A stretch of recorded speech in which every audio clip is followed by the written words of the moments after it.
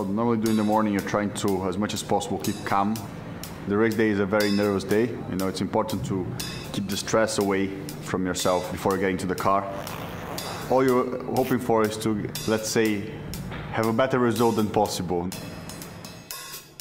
You have to talk to the engineers about what you think about the weather. You start thinking about a bit ahead about the race and what do you think about the tire order for the race because of the strategy.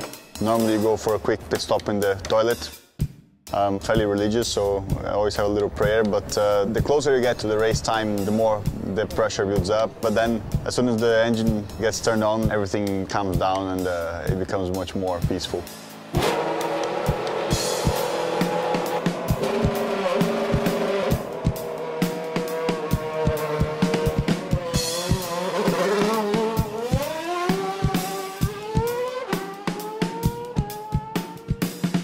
Good warm-up on the brake. During this formation lap, the most important thing is to keep weaving, keep putting energy into the tires, into the brakes. It's important to start the race on race start mode, which is these two switches here, so that it's easier to find the right revs on the engine.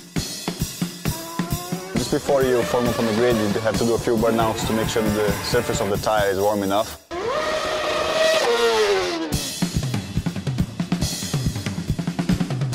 Find the right revs on the rev counter here, otherwise you have too much wheel spin or you have a bog down. So immediately, as soon as you start, you just drop the right clutch as fast as possible to react for the light. Mode 1. Mode 1 for the start. Before the start is always high adrenaline. I've been using my heart rate monitor and the heart rate gets up to 185 before the race starts. Last car's just getting to the grid now. But as soon as the lights are on, it's very funny because the focus just goes straight into the lights. Get ready. And you forget about everything else, and then you just react to the lights, and then race is on.